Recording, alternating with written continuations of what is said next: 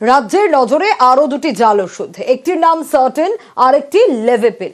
এই দুটি ওষুধ জাল করে বিক্রির অভিযোগ। উল্টোডাঙ্গা মুচিপাড়া এলাকায় অভিযান ড্রাগ কন্ট্রোলের অফিসারদের। দুটি গোডাউন সিল করা হয়েছে।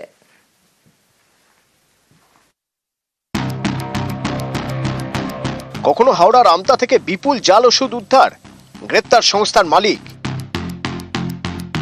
কখনো আবার মেহতা বিল্ডিং বাগরি মার্কেটে অভিযান, সেখান থেকে নমুনা নিয়ে পরীক্ষা। রাজ্য ড্রাগ কন্ট্রোল অফিসারদের নজরে এবার দুটি ওষুধ, এক সার্টিন আর একটি লেভিপিল। অভিযোগ, উত্তরপ্রদেশে এই দুই ওষুধের জাল করা হয়, সেখান থেকে আসে কলকাতায় এই দুই ওষুধের তেমন চাহিদা নেই। বিহার, ওড়িশা এবং ঝাড়খণ্ডে সার্টিন লেভিপিলের ব্যাপক চাহিদা, তাই কলকাতা থেকে এইসব রাজ্যে ওষুধ পাঠানো হচ্ছে বলে অভিযোগ। শুক্রবার বিকেলে ময়দানে নামেন ড্রাগ কন্ট্রোলের অফিসাররা। উল্টোডাঙ্গার মুচিপাড়া এলাকার দুটি হোলসেল সংস্থার গোডাউনে তল্লাশি চালান। প্রাথমিক তদন্তে জাল ওষুধ বিক্রির প্রমাণ মেলে।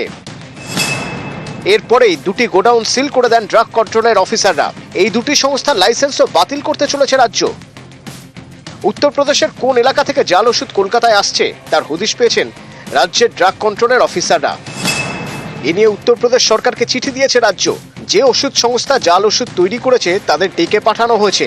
সতর্ক করে জানানো হয়েছে বিহার, ওড়িশা এবং ঝাড়খণ্ড প্রশাসনকেও। রাজ্যের ড্রাগ কন্ট্রোল অফিসাররা দুই সংস্থায় অভিযান চালালো, গোডাউন সিল করলো এবং আগামী দিনে তাদের লাইসেন্সও বাতিল করতে চলেছে রাজ্য স্বাস্থ্য দপ্তর।